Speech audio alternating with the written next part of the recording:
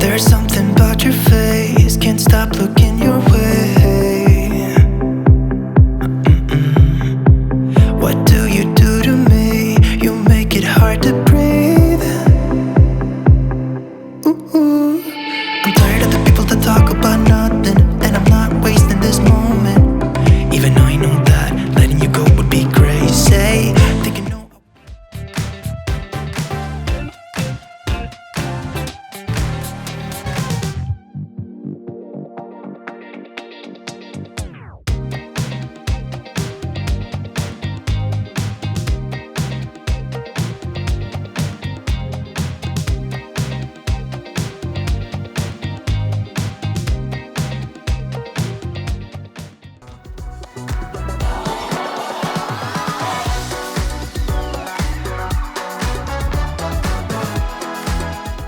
Sure. So I graduated from college at Delaware in 2019, and I moved to Atlanta sight unseen. I took a one-way flight the day after my college graduation. I'd never been to the city. I didn't have any family here. I didn't know anything about it. And I started looking for things to do, and I did a lot of research on Pinterest and just Googling things and TripAdvisor. And what I found was there was nothing that talked about things to do in the city that wasn't the world of Coca-Cola or the aquarium or touristy things. I'm like, what do people actually do here on the weekends? Where do I want to go for dinner? What's a fun day trip? And that just really didn't exist. And at the same time, I started a job in finance with a marketing background, and I really wanted a creative outlet. And it got to the point where I was doing my own homework of things to do, and people at work were asking me for recommendations. My friends even joked, like, you should start a blog. And one day I just did.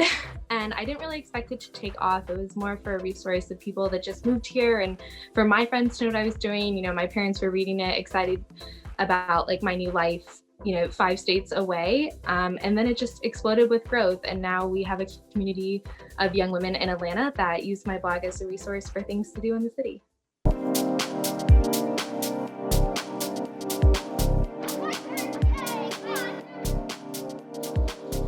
I think a lot of factors drive why I do this. First and foremost, like, it's great to help people. I get so many messages each day from people that, have moved here or are alone, or especially in 2020, were really lonely with the pandemic and found that outlet through my blog, and it brought them a lot of joy. And, it's just a good resource for them. So helping others is really great. And with that, I can help small businesses. I've done a lot of collaborations and partnerships. And as businesses struggle a lot in 2020, especially restaurants, being able to work with them and help find creative solutions for people to safely dine in or get carry out, and help them with advertising, just word of mouth, has been really great. I've also partnered with some charities, so being able to give back to Atlanta has been really fun.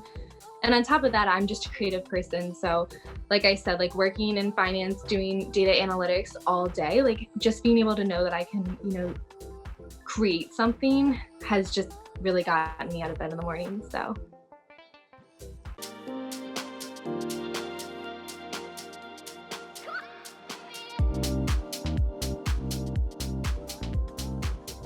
That I own is actually a piece of jewelry. For people that know me, that's like not a shock, but it's this David Yurman ring.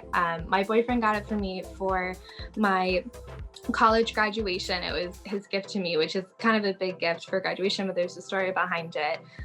He just wanted something that would symbolize everything that I'd gone through to get to that point, and a reminder for me every day. So before I started college, actually the last day of my senior year of high school, I was in a car accident and I was rear-ended, and it ended up having semi-permanent injuries. I had a brain injury, physical injuries, and a lot of things that went along with it. So I went to college part-time while going to doctors 7 days a week.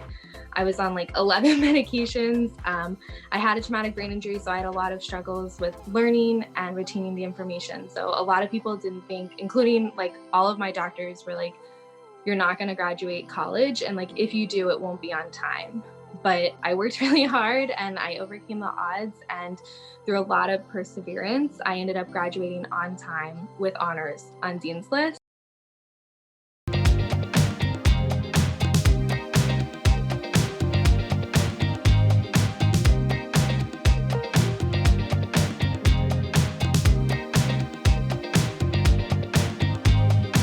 So I've been an actor for about 10 years now. I don't look that old, but I've been an actor for 10 years. I started in DC. I moved out to LA in 2012, and I have been just making content ever since. It started with just comedy, and now the food stuff started. So the food stuff started like 2 years ago. In between auditions, I would just go to restaurants to clear my head. So I was just going and taking photos of the food, and I started Eat It Katie on Instagram. And then last year, last August, when TikTok approached me to join the app, and I was like, okay, what is this? I remember it was just starting out. It started off as Musical.ly, and so I was on there at the Musical.ly time. And then I never used my account, and then it switched over to TikTok, and I started using it and just throwing videos up there. And then one day, I made like a sushi roll video, and that went from, I had 8,000 followers to 40,000 followers overnight, and I was like, oh, I'm just gonna keep making content on this app. So I've just, ever since then, been making content mostly on TikTok, but also on Instagram, and just, throwing spaghetti on the wall and see what sticks.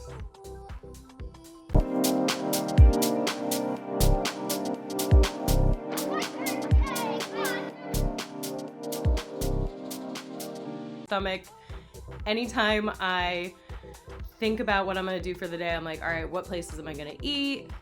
Where am I gonna go? Obviously, it's harder because of COVID, which has been very difficult on everyone, obviously. But now it's been more takeout. I'm really happy when I experience a new restaurant. I don't like eating the same thing 2 days in a row. I could never meal prep. I could never do that. I've tried it before, and I'm like, no, I'm sick of chicken breasts and broccoli 3 days in a row. Yeah, I'm completely driven by food. My mom went to culinary school, and so I have always been a foodie. My family's we're Italian, we love food.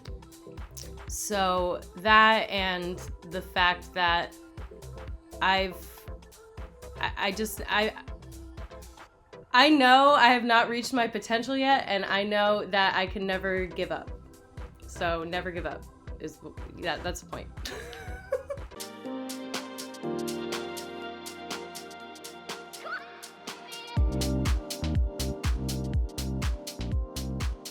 Okay, so my favorite thing I got at Tokyo Disney Sea, which is the theme park in Tokyo. This is a hat. This is a Dale hat, and it has a little body on the back. So the merch in Tokyo Disney Sea is very extra.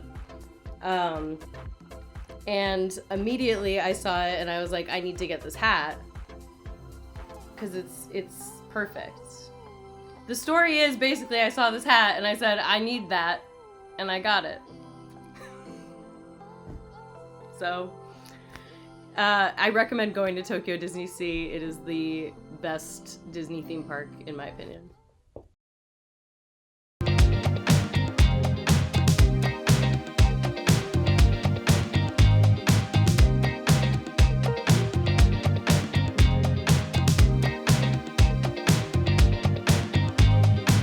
So I got started on a really windy path, which is something I think a lot of creators have. I actually I was creative my whole life. That's really good context to have. My mom's a kindergarten teacher. She's basically Pinterest as a person. So I grew up really crafty. And then my dad was an electrical contractor and home builder. So my high school job was like helping him install electrical outlets and crawling around in hot attics, while all my friend had perky retail jobs with fun discounts.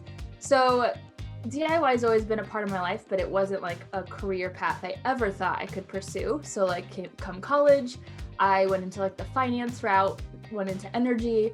My job was a landman in oil and gas, which is really funny because even as a girl, your title's a landman. And then creativity was just something I found on the side. So I started a fashion blog just kind of as a passion project. Had no idea what I was doing. I just knew like it was a thing. My cousin was a blogger photographer shooting Instagram shoots for people, and she was like, yeah, it's like a thing, you can work with brands and you can make money. And I'm like, oh, that sounds so fun.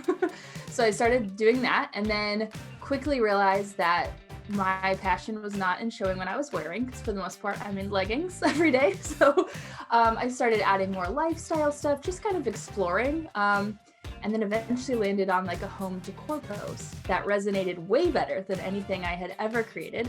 So it was a kind of like a clue, like, hey, maybe we should try this out some more. And then it just slowly grew from there. And I kind of realized that my passion is in teaching and in really empowering women to DIY and kind of find like their own confidence through that. And that's what I was trying to do with like the fashion side of things, but I didn't really hit it like really until I discovered home decor and design. And yeah, it's been amazing from there. So totally a windy path, but I feel like trying all the stuff that didn't work really guided me to what did. So yeah, I don't think you can go wrong with experimentation at all.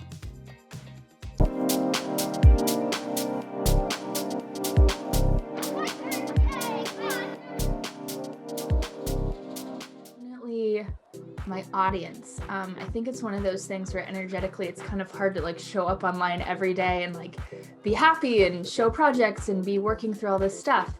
Unless you have people that are like cheering you on and where you can really feel like you're making an impact. So getting questions from people, doing their own projects or recreating one of my projects and feeling so proud of themselves that they took it on and they actually did it and they actually accomplished it. That's the most amazing thing. Because in reality, like I love creating, I love making things, but I could be doing all these projects like, you know, off by myself, not sharing them with the world. So I think having that community element is kind of next level what keeps me going every day, because I just want to help people wherever they're at in their journey, whether it's like encouraging them to just dive in or whether it's kind of helping them grow their skills and become better DIYers and makers and decorators. Yeah, it's really fun, but definitely the community.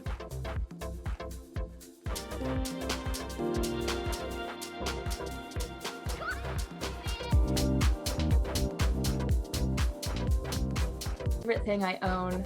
This is a hard one for me to decide, but I think it's probably my camera. And I got started way back before like Facebook was really early on. So like even my Facebook has some terrible photos, but basically I'd steal my mom's camera. She had like this little Canon with like the kit lenses, and I would like play around with it. I like taught myself to shoot in manual and take pictures of all kinds of things. But that was just kind of my first, I guess, exposure to like content creation. And it definitely was like just fun experimenting in high school before it ever became a thing. But I feel like it's opened up so many possibilities for me. I think photography, like good photography, can really showcase a project and tell a story. And it's so important to be able to convey that online. So I think it's led to amazing things, and then it's still a passion. It's still something that's fun. I love to do shoots with friends or projects or houses or whatever it is. So it's both for business and for fun. So yeah, my camera for sure.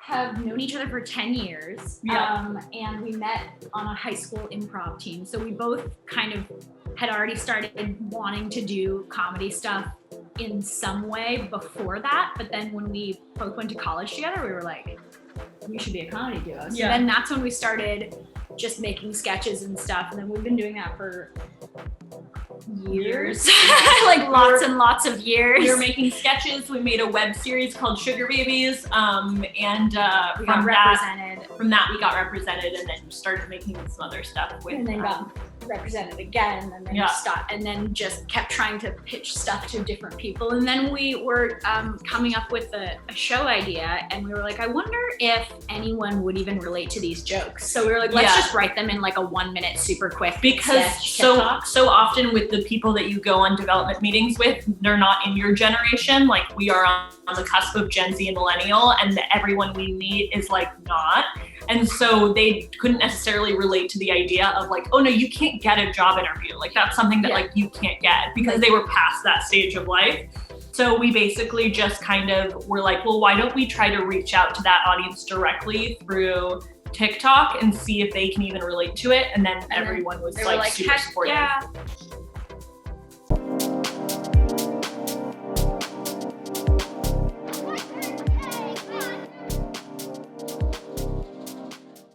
That's an extra hard question in the pandemic. Yeah. Because it's like nothing. It's so much like free work put into like something that you don't know if it's ever gonna happen or work or make you any money, and you're like, should I just be working at a restaurant again? It's the kind of thing where people will congratulate you on your success on TikTok, and you're like, cool, well, I don't really make any money. Like I pretty much can't pay my bills with that.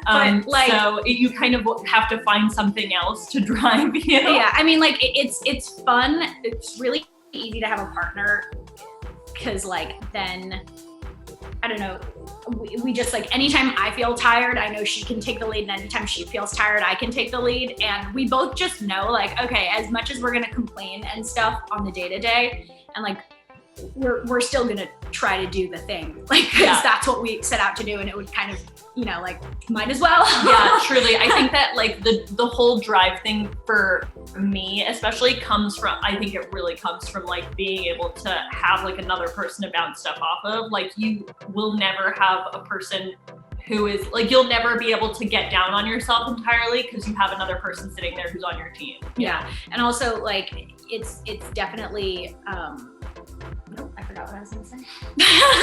I'm Dory the fish today. Oh yeah, no, I'm really like obsessive on myself and really hard on myself, and really like, you have to be like, get straight A's and do all this and blah blah blah, and like get straight A's in life. I have to get straight A's in life, and I haven't been able to, which has caused a crazy trip for my brain. But like, it's nice to have like, you know, a partner who can just be strong where you're weak, and like that helps drive everything forward. Yeah. I feel bad for people who are, sorry, she's crying. I feel bad for people who are like kind of working on their own every day, because you can probably get down on yourself really easy. Yeah. And if one of us is getting down on ourselves, we'll usually just be like, okay, let's express all our feelings, and then drink, be done with it. And then we'll come up with some bit that'll make us laugh, and then we'll want to make a TikTok about it, and then we'll just do it. Yeah. Yeah.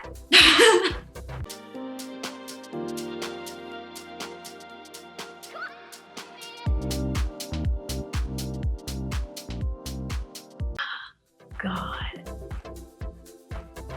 You want to go first? Trying to think of, I'm like not very things oriented. I know I have an answer. Okay, so like, it's like, I'm trying to think of like my favorite thing I own, and the only thing I can think of are living things. Yeah. Because when we evacuated the fire, the Woolsey fire, and I'm trying to think of the things I brought with me, and it wasn't that much stuff. Oh, I mean, this is a hack answer, but my hard drives. Yeah. Like, I know that's a hack answer, but like the idea of losing a hard drive that has a lot of work on it that you've like spent years working on and didn't back up for some reason, and then like losing the hard drive or breaking the hard drive, that's like a thing that like, honestly, like evacuation, first thing I would grab is hard drives. Yeah. But that's not even like that fun. Hard drives and my guinea pig. Yeah, honestly, this dog is the only thing I can think of is my favorite thing I own, because technically I own this dog. Yeah, no, 100%. And she's very lovely. It's a good dog. She's in heat right now. She's in heat. And she's wonderful. And that's all I can really think of. I'm not very things oriented. But the only other thing I'm thinking of is like, you know, like I do have an affinity for like all of the porcelain hands. that like we made. Oh yeah, those are nice. Like I have a scar from making one, and I like that scar. You We own made- that scar. I own this scar that we were making porcelain hands for a Disturbed web series. So there's that too. Yeah. Well, My that's favorite awesome. thing is Annie Puppy.